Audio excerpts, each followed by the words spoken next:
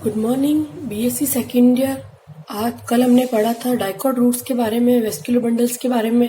आज हम पढ़ेंगे मोनोकॉट रूट की एनाटॉमी ऑफ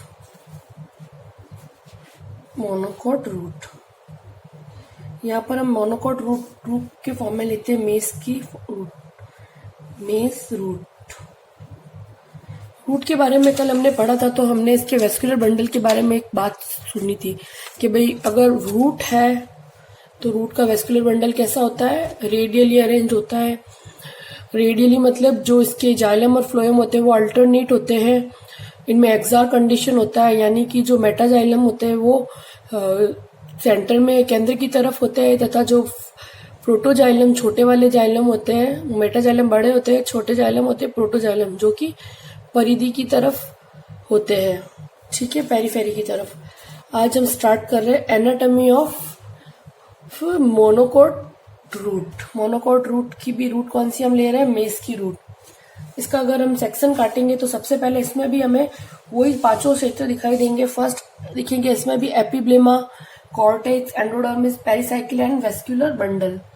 इसका एक हम स्ट्रक्चर बना देते हैं एक मोनोकॉट की रूट का। अगर एक रे डायग्राम बनाए तो इसका एक रे डायग्राम में बना के बता रही हूँ, आपको समझने के लिए थोड़ा इजी रहेगा इसलिए।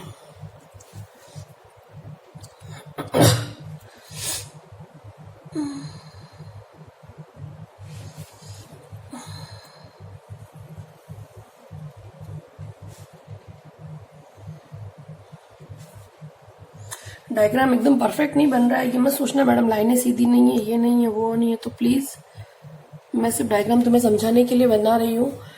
इसे आप सब अच्छे से पढ़िए, क्योंकि प्रैक्टिकल जब होगा तो हम प्रैक्टिकल में इसको आप लोगों से पूछूंगी कि भाई मैंने क्या पढ़ाया था, इसलिए साथ साथ में क्लासेस पढ़ते रहिए।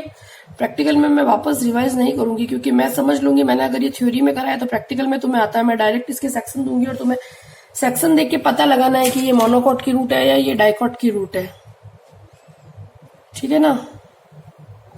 उस टाइम मैं ये नहीं सुनने वाली हूँ कि मेरे को नहीं आ रहा है मैडम, ये क्या होता है, वो क्या होता है, क्योंकि हम लोग तुम लोगों को पढ़ाने के लिए रोज ऑनलाइन क्लासेस ले रहे हैं। तो तुम लोगों का भी एक फर्ज बनता है कि भाई ऑनलाइन क्लासेस में मैडम पढ़ा रही है तो हमें भी ये पढ़ना है, क्योंकि आप लोगों के वीडियोस व्यू करते हुए दिखाई नहीं दे रहे हैं, ठीक है।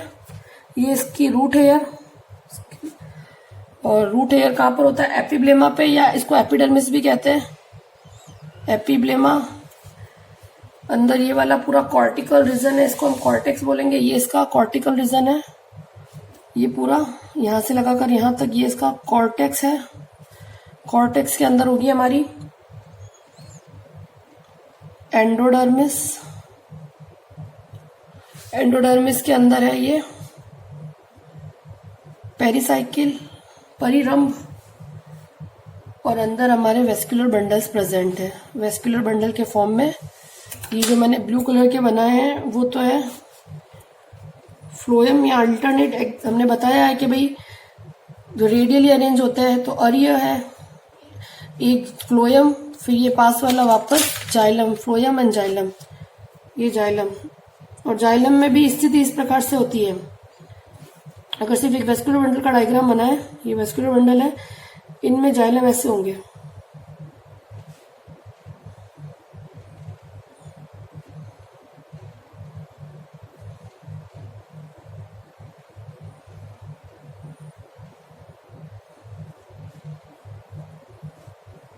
ये पूरा फ्लोएम है। समझाने के हिसाब से ये बना रही हूं मैं। जाइलम में ये देखा जाए, अगर ये पूरा बताए तो इसके अंदर ये ऊपर वाले को बोलते हैं हम प्रोटोजाइलम, छोटे होते हैं ये जो परिधि की तरफ है प्रोटोजाइलम, और ये जो नीचे की तरफ है हमारे बड़े जाइलम जिसको हमने बोलता है मेटाजाइलम, जो कि केंद्र की तरफ होते हैं, मेटाजाइलम, ठीक है। ये डायग्रामेटिकली मैंने तुम्हें थोड़ा समझाया वेस्कुलर बंडल्स, ठीक है। अब हम इसके एक एक पॉइंट्स के बारे में पढ़ते हैं। फर्स्ट हम पढ़ेंगे इसकी एपिब्लेमा के बारे में। एपिब्लेमा क्या होती है, सबसे बाहर वाली लेयर होती है। यहाँ पर भी जो एपिब्लेमा होगी वो मृदुतक की बनी होगी और एक लेयर में होगी, ठीक है। एपिब्लेमा, इसको मूल्य त्वचा, एपिब्लेमा, फ्लीसी लेयर, और इसको रोमीय परत भी कहते हैं, मूल्य त्वचा, ठीक है। इनकी सेल्स कैसी होती है, इनकी भी सेल्स कैसी होती है, पतली भित्ति युक्त सेल्स होती है, पतली भित्ति युक्त होती है। इनमें अरीय रूप से सुदीर्घित कोशिकाएं होगी, एक पतली एक किस तरह होगी। इनमें भी कोशिकाओं में कैसा डिवीजन है, एंटीक्लिनल डिवीजन है। और ये सेल्स एक तो क्या है, एक तो पतली भित्ति युक्त अरीय रूप से सुदीर्घित होगी। ठीक है, सुदीर्घित कोशिकाएं होती है, एक स्तरीय होती है, एक ही लेयर होगी इसकी, सिंगल लेयर होगी। और इनमें भी एंटीक्लिनल अपनत्व विभाजन होगा, अपनत्व विभाजन। ठीक है, एंटीक्लिनल डिवीजन होगा इनके अंदर भी।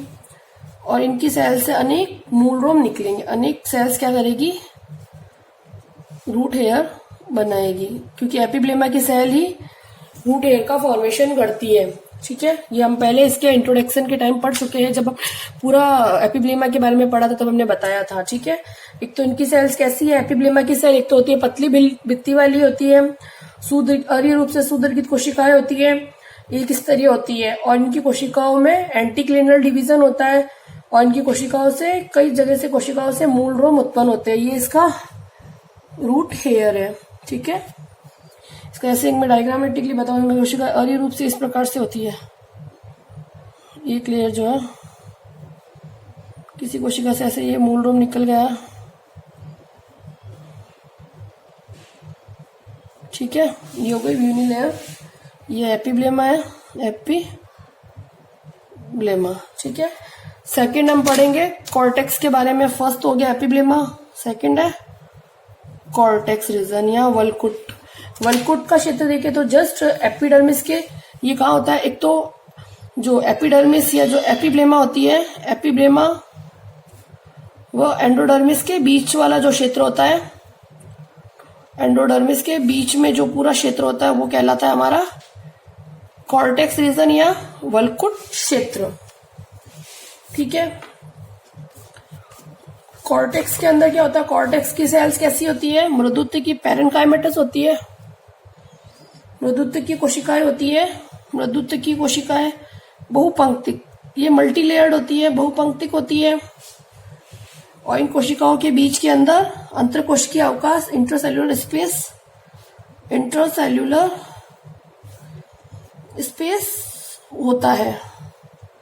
इनमें इस प्रकार से सेल होगी, जैसे ऊपर इसकी एपिब्लेमा आ गई, उसके बाद में ये सेल्स ऐसे होगी इस टाइप से। तो इनके बीच में ये क्या इंटरसेल्युलर स्पेस प्रेजेंट है। यूपी वाली एपिब्लेमा हो गई, नीचे फिर वापस इसमें एंडोडर्मिस आ जाएगी। ठीक है, और यहीं से कुछ रूट हेयर्स भी निकल गए।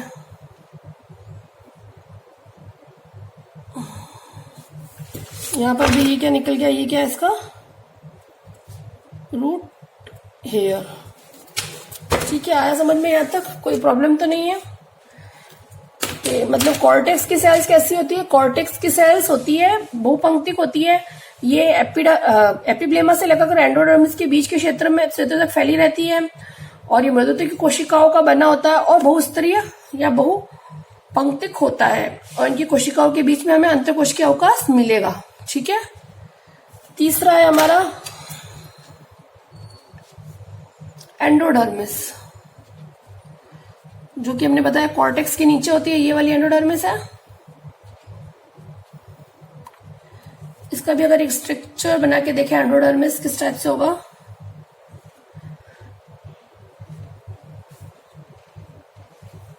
एंडोडर्मिस की सेल ऐसे होगी। सबसे ऊपर हमारी एपिब्लेमा है, फिर कॉर्टेक्स रीजन आ गया, उसके बाद में ये जो एंडोडर्मिस की सेल्स होती है वो इस टाइप से होगी अरेंज्ड।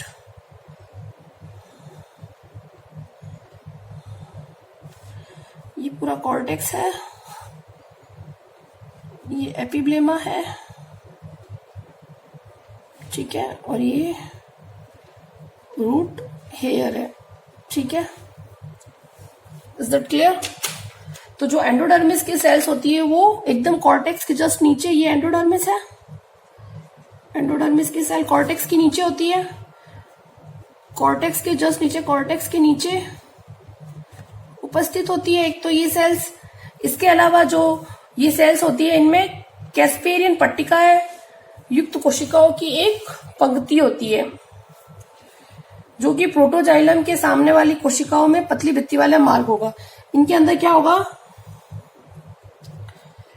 जो एंडोडर्मिस की सेल्स होती है उनमें कैस्पेरियन स्ट्रिप्स होती है, कैस्पेरियन स्ट्रिप्स प्रेजेंट होती है। और जो प्रोटोजाइलम होता है उनके सामने वाली सेल्स में, प्रोटोजाइलम जो परिधि की तरफ होता है, प्रोटोजाइलम के पीछे की तरफ जो सेल्स होती है, सामने या पीछे की तरफ लिख सकते हैं हम, पीछे की तरफ वाली जो एंडोडर्मिस होती है वहां पर पैसेज सेल प्रेजेंट होती है, मार्ग कोशिकाएं उपस्थित होती है। होता कैसे बेटा, जैसे ये कॉर्टेक्स के अंदर ये हमारी, जैसे सब जगह पे तो हमें ये कैस्पेरियन स्ट्रिप्स मिल गई है, ठीक है, यह सब जगह हमें कैस्पेरियन स्ट्रिप्स मिल रही है, ठीक है। मगर यहाँ पर जहां पर यहाँ पे मेटाजाइलम प्रोटोजाइलम प्रेजेंट है, ये प्रोटोजाइलम प्रेजेंट है, मान लो ये पेरिसाइकिल के पास से, ये यहाँ पे पेरिसाइकिल भी मिलेगी हमें एक पतली सी, ये पेरिसाइकिल होती है। यहाँ पर जहां पर हमारा जाइलम प्रेजेंट होता है, ये तो मान लो फ्लोयम है, जाइलम को मैं अलग कलर से बनाती हूँ ताकि तुम्हें अच्छे से पता चले।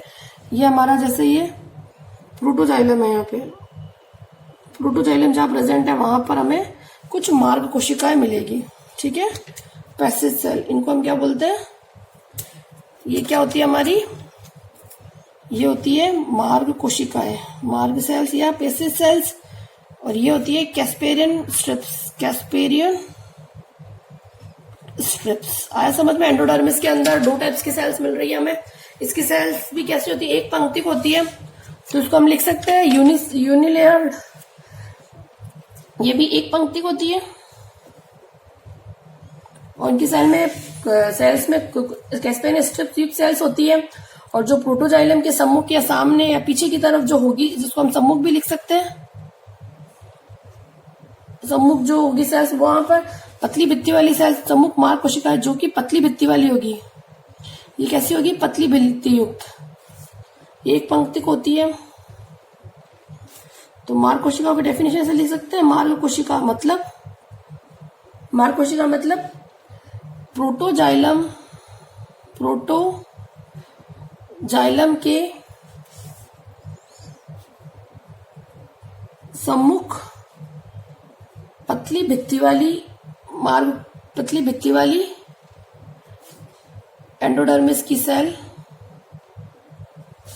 क्या कहलाती है, मार्ग कोशिका या पैसेज सेल्स। ये इसकी डेफिनेशन हम लिख सकते हैं, ठीक है। इसके बाद में प्रेजेंट होगा, एंडोडर्मिस के बाद में प्रेजेंट होता है चौथा हमारा परिरंभ या पेरिसाइकिल। ये कहां पर होता है, पेरिसाइकिल एंडोडर्मिस के नीचे होता है, के नीचे प्रेजेंट होता है, जस्ट नीचे। और ये क्या करता है, मृदुत्व की कोशिकाओं का बना होता है, मृदुत्व की कोशिकाओं का बना होता है। और साथ ही ये क्या करता है, इसका क्या कार्य होता है, ये करता है हमारे जो वेस्कुलर बंडल होता है उसके बाहर की, सबसे बाहर की परत बनाता है, वेस्कुलर बंडल के बाहरी परत का निर्माण करता है, ठीक है। और एंडोडर्मिस के नीचे पाया जाता है, ये तो हमने पहले ही बता दिया। और इसका कार्य क्या होता है, इसका मुख्य कार्य होता है लेटरल, जो पार्श्व जड़ों का विकास करना। इसका कार्य होता है पार्श्वीय लेटरल रूट्स या पार्श्व जड़ों का निर्माण। ये तो हमने स्टार्टिंग में जब हमने चैप्टर शुरू किया था, जब हमने पेपर स्टार्ट किया तभी हमने बताया था कि जो रूट्स में जो लेटरल रूट्स का फॉर्मेशन होता है, जो कि एंडार्क टाइप, जो कैसा होता है, हमने बताया था कि ये जो होता है पार्श्व जड़ों का निर्माण पेरिसाइकिल से होता है, पेरिसाइकिल से होता है, यानी कि ये अंदर की तरफ से होता है, ठीक है। Okay, thank you. आगे हम पढ़ेंगे, इसका नेक्स्ट है आगे। पेरिसाइकिल तक समझ में आ गया, कोई कंफ्यूजन तो नहीं। एंडोडर्मिस के ठीक नीचे उपस्थित होती है मृदुत्व की कोशिकाएं होती है ये, और इनका मुख्य कार्य, और ये क्या करती है, जो वेस्कुलर बंडल होता है उसके ऊपर एक परत बनाती है। इसका मुख्य कार्य होता है पार्श्व जड़ों का विकास करना। अब हम इसका लास्ट क्षेत्र है वेस्क्यूलर रीजन। जो वेस्क्यूलर रीजन को एक तरह से प्रोटेक्ट करने का काम कौन कर रहा था? हमारा पेरिसाइकिल। स्टिल यहाँ इसके मतलब इसके वेस्क्यूलर बंडल में क्या क्या उपस्थित होता है? स्टिल, हम इसको स्टिल भी बोलते हैं। रंभ, रंभ में क्या क्या उपस्थित होता है? जाइलम और फ्लोएम। जाइलम व फ्लोएम उपस्थित होते हैं। और ये जो जाइलम फ्लोएम होते हैं इनमें अल्टरनेट होते हैं। जाइलम व फ्लोएम, इसको हमने कल एक नाम दिया था। जब जाइलम फ्लोएम अल्टरनेट होते हैं, अल्टरनेट अरेंज होते हैं, तो उसको हम बोलते हैं अरीय सहवन बंडल। इसको हमने क्या बोला था? अरीय सहवहन बंडल। अरीय या अरीय सहवहन बंडल कहा जाता है, क्योंकि इनमें क्या होता है? जाइलम तो परिधि पर व्यवस्थित होते हैं और इनको हम एग्जैक्ट कंडीशन भी कहा था। इसके साथ साथ इनमें वेस्कुलर बंडल कैसे होते हैं? एक तो होता है वेस्कुलर बंडल में हम लिख सकते हैं, एक तो होता है radially arrange, radially vascular bundle होते हैं अरीय एग्जैक्ट। एग्जैक्ट कंडीशन का मतलब क्या होता है? इनमें जो प्रोटोजाइलम होते हैं, प्रोटोजाइलम परिधि व मेटाजाइलम केंद्र की तरफ होते हैं, इसको हम बोलते हैं एग्जैक्ट कंडीशन। जो रूट की हमने रूट के अंदर हमने सबसे पहले बताया था कि भाई रूट का अगर अरेंजमेंट देख के रूट के वेस्कुलर बंडल में लिखते हैं तो सबसे पहले लिखते हैं एक तो रेडियली वेस्कुलर बंडल, रेडियली और exact. Exact condition, radially arrange होते हैं और एग्जैक्ट कंडीशन में होते हैं इनमें। और पॉलीआर कंडीशन होती है। पॉलीआर यानी कि इनमें बहुत सारे अल्टरनेटली जाइलम और फ्लोएम उपस्थित होंगे। ठीक है। मोनोकॉट्स के अंदर क्या होती है? एक सुविकसित मज्जा, सुविकसित मज्जा या पित्त उपस्थित होता है। हमने डायग्राम में यहाँ बताया था, यहाँ पे क्या है इसका, ये यहाँ पे भी देखा हमने, ये इसका सुविकसित पित्त उपस्थित है। पित्त या मज्जा उपस्थित होती है। फ्लोएम में फ्लोएम मृदुत्तक और उपस्थित होता है। अगर मोनोकॉट में देखें तो फ्लोएम में फ्लोएम का मृदुत्तक, फ्लोएम पैरेन्काइमा, काइमा इसमें एब्सेंट होती है मोनोकॉट के अंदर। जाइलम और फ्लोएम के बीच में कनेक्टिव टिश्यू प्रेजेंट होता है। जाइलम व फ्लोएम के बीच कनेक्टिव टिश्यू प्रेजेंट होता है। ठीक है। इन मज्जा के अंदर गोलाकार व मृदुत्व की कोशिकाएं और जिनके बीच में हमें इंटरसेलुलर स्पेस भी मिलेगा और कुछ स्टार्च के कण भी उपस्थित होंगे। अगर मज्जा के बारे में लिखे तो मज्जा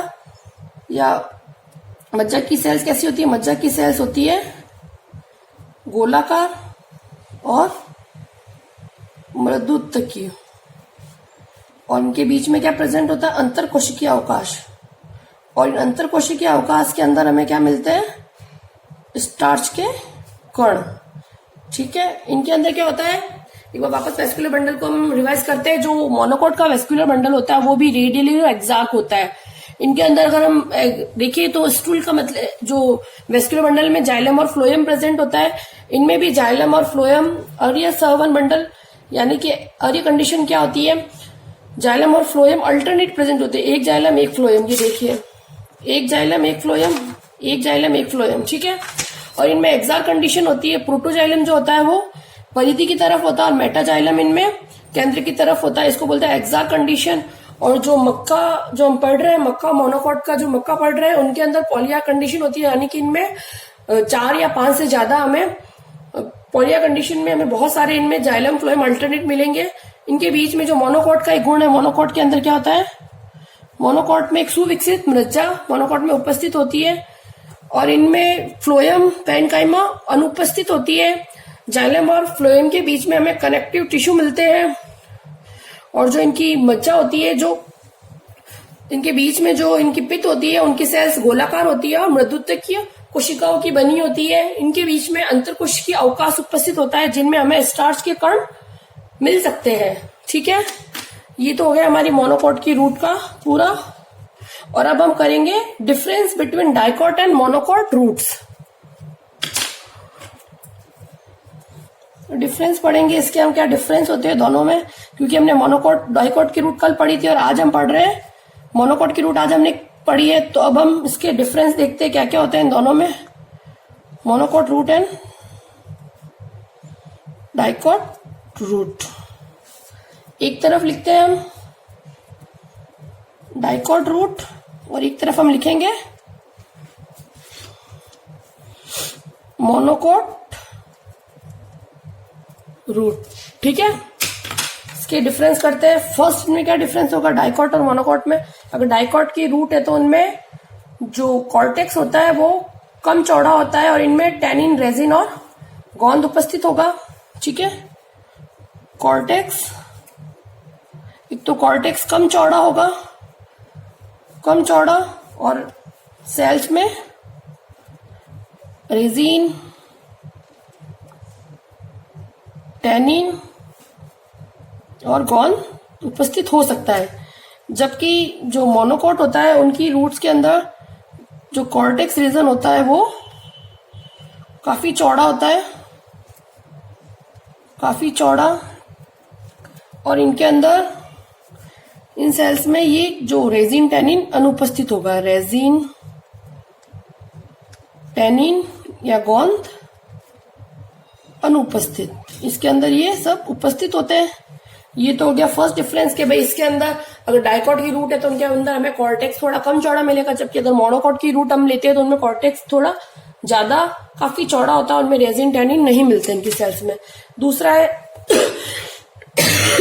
सॉरी, एंडोडर्मिस में कैस्पेरियन स्ट्रिप्स सुविकसित और मार्ग कोशिका कम संख्या में पाई जाती है। जो एंडोडर्मिस होती है, एंडोडर्मिस में कैस्पेरियन स्ट्रिप्स सुविकसित होती है। वो पैसेज सेल, मार्ग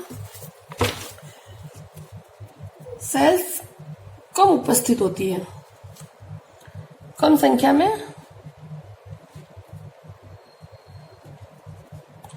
कम संख्या में उपस्थित होती है। जबकि डाइकॉट की बात करें, जबकि डाइकॉट में तो हम देख रहे हैं जो एंडोडर्मिस में कैस्पेरियन स्ट्रिप्स तो वेल डेवलप्ड होगी और जो मार्क्स कोशिका है वो कम संख्या में होगी। जबकि अगर मोनोकॉट के अंदर जो यंग होती है, जो यंग जड़ें होती है, यंग रूट्स, मोनोकॉट की यंग रूट्स में कैस्पेरियन स्पष्ट दिखाई देगी हमें, कैस्पेरियन स्ट्रिप्स।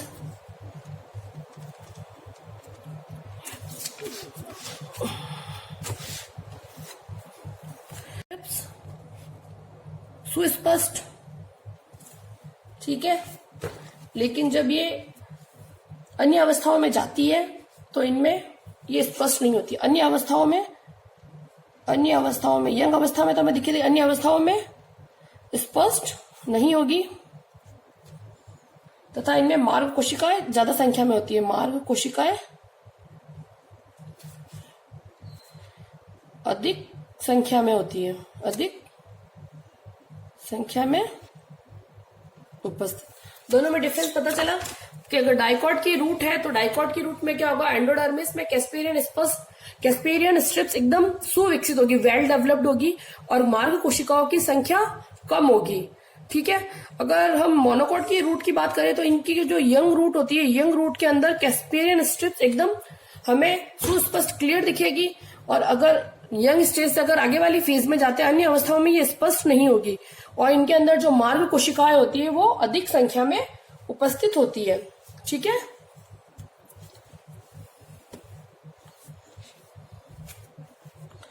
अभी थर्ड है इसका, ये डाइकॉट की रूट है, डाइकॉट रूट, और ये हमारी मोनोकॉट रूट है। ठीक है। अभी हम नेक्स्ट, फर्स्ट सेकंड हो गया, अभी थर्ड है, इसमें पेरिसाइकिल से रिलेटेड है। जो पेरिसाइकिल होती है का कार्य होता है, इसमें पेरिसाइकिल का कार्य है पार्श्वीय जड़ें, पार्श्वीय जड़ों का निर्माण करना और साथ ही साथ ये क्या बनाती है, पार्श्व जड़ों के साथ साथ कॉर्क कैम्बियम, जो कि सेकेंडरी ग्रोथ के लिए रिस्पॉन्सिबल होती है, या और क्या बनाती है, वेस्क्यूलर कैम्बियम। इसके द्वारा क्या होता है, जिसके द्वारा जड़ में सेकेंडरी ग्रोथ होती है। सेकेंडरी ग्रोथ में ये एक्टिवली पार्ट करती है, पेरिसाइकिल सेकेंडरी ग्रोथ में एक्टिवली पार्ट करती है, एक्टिवली पार्ट करती है, ठीक है। पेरिसाइकिल जैसे डाइकॉट के अंदर जो पेरिसाइकिल्स होती है, वो पेरिसाइकिल का कार्य क्या होता है, पेरिसाइकिल का कार्य होता है पार्श्व जड़ों का निर्माण करना। उसके साथ साथ जब सेकेंडरी ग्रोथ होती है उस टाइम में एक्टिवली कॉर्क कैम्बियम या वेस्कुलर कैम्बियम का फॉर्मेशन भी करती है सेकेंडरी ग्रोथ के समय, ठीक है। जबकि अगर हम मोनोकॉट की बात करें तो मोनोकॉट में क्या होता है, पेरिसाइकिल जो परिरंभ होती है केवल पार्श्वीय जड़ों का निर्माण करती है, केवल पार्श्वीय जड़ों का ही निर्माण करती है, ठीक है। और इनमें कैम्बियम का निर्माण नहीं होता, क्योंकि मोनोकॉट में सेकेंडरी ग्रोथ नहीं होती। कैम्बियम का निर्माण नहीं होता। रीजन है मोनोकॉट सेकेंडरी ग्रोथ एब्सेंट।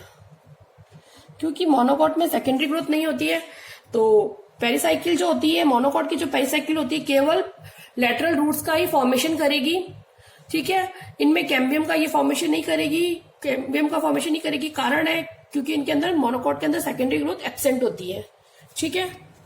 ये तो हो गया थर्ड। अब है फोर्थ। इनमें वेस्कुलर डाइकॉट्स के अंदर देखा जाए तो जो वेस्कुलर बंडल्स होते हैं वो जनरली डाइकार्क से हेक्सार्क तक होते हैं,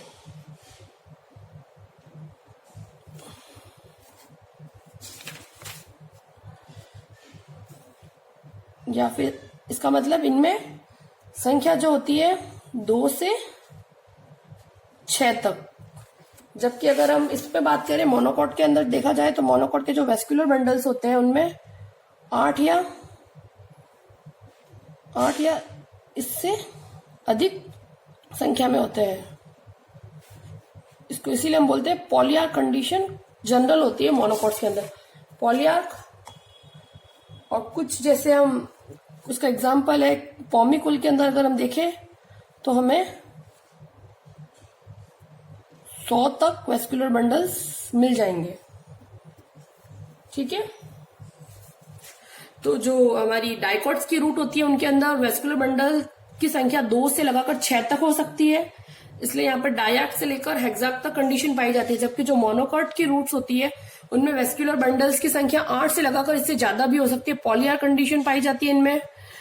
और जो इसके अंदर एक एग्जाम्पल है पॉमीकुल का, जो पॉमीकुल होता है उनके अंदर क्या होता है, जड़ों के अंदर वेस्कुलर बंडल की संख्या 100 तक होती है, ठीक है। अब है नेक्स्ट फिफ्थ पॉइंट है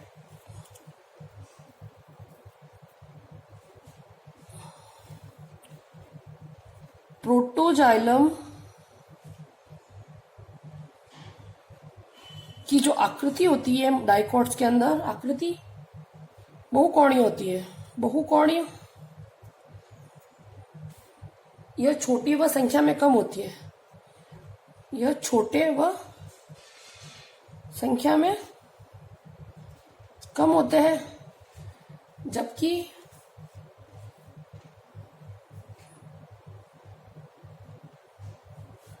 प्रोटोजाइलम, इसके अंदर जो प्रोटोजाइलम होते हैं वो की आकृति गोलाकार होती है, पर ये भी संख्या में कम ही होते हैं। आकृति गोलाकार परंतु संख्या में कम होते हैं, ठीक है। तो अगर प्रोटोजाइलम की बात करें, वेस्कुलर बंडल के बाद हम प्रोटोजाइलम की बात कर रहे हैं। डाइकॉट का अगर प्रोटोजाइलम है तो उसकी आकृति बहुकोणीय होगी और और ये बहुत छोटे होंगे प्रोटोजाइलम, और इनकी संख्या भी बहुत कम होगी। और जबकि मोनोकॉट की बात करें तो मोनोकॉट के अंदर प्रोटोजाइलम की जो आकृति होती है वो गोलाकार होती है, मगर इनकी संख्या भी कम होती है। ठीक है। 6 है, जो मेटाजाइलम होता है, डाइकॉट का मेटाजाइलम, वो कैसा होता है? बहुकोणीय होता है, आकृति में बहुकोणीय, और कम चौड़ी सेल्स होती है, कम चौड़ी सेल्स होती है इसकी। ठीक है। और जबकि मोनोकॉट की बात करें तो इनके अंदर मेटाजाइलम गोलाकार व अधिक चौड़ा होता है, अधिक चौड़ा। ठीक है। अगर डाइकॉट की रूट्स की बात करें तो डाइकॉट की रूट्स में मेटाजाइलम बहुकोणीय होता है और कम चौड़ा होता है, जबकि मोनोकॉट की रूट की बात करें तो उनके अंदर मेटाजाइलम जो होता है गोलाकार होता है, वो अधिक चौड़ा होता है। डाइकॉट के अंदर पित्त एब्सेंट होता है, पित्त या तो एब्सेंट होगा या अल्प विकसित, कम विकसित होगा, नॉन डेवलप्ड। ठीक है। और इनके अंदर क्या होता है? जो पित्त होता है वो सुविकसित, यानी कि डाइकॉट की रूट के अंदर या तो पित्त होगा ही नहीं, एब्सेंट होगा, या होगा तो वो अल्प विकसित होगा, कम विकसित होगा। जबकि मोनोकॉट की रूट्स के अंदर क्या होगा? पित्त सुविकसित होगा। ठीक है। और डाइकॉट की रूट्स में सहवहन रश्मियां, मेडुलरी रेज उपस्थित होती है। इसके अंदर क्या उपस्थित होती है? जड़ों में सहवहन रश्मियां या वेस्क्युलर रेज उपस्थित होती है। जबकि डाइकॉट, जो मोनोकॉट की रूट्स होती है, जड़ों में मज्जा रश्मियां, मेडुलरी रेज या सहवहन मेडुलरी रेज अनुपस्थित, रश्मियां अनुपस्थित। ठीक है। जड़ें जो होती है इनके अंदर, जो डाइकॉट की अगर जड़ है तो उनके अंदर वेस्क्युलर रेज या मेडुलरी रेज उपस्थित होती है। जबकि अगर मोनोकॉट की रूट्स की बात करें तो उनकी जड़ों में वेस्क्युलर रेज या मेडुलरी रेज अनुपस्थित होती है।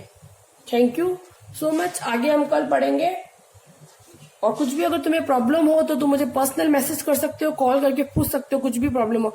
और साथ साथ में पढ़ते रहिए, मैं नोट्स भी साथ साथ में लिखवा रही हूँ, तो तुम लोग भी अपनी रजिस्टर में नोट्स लिखते रहिए। और ये जो मैं पढ़ा रही हूँ वो तुम्हारा प्रैक्टिकली भी बहुत ज्यादा इंपॉर्टेंट है। प्रैक्टिकल में मैं फिर ये वापस नहीं पढ़ूंगी, मैं तुमसे पूछूंगी। ठीक है। Thank you so much.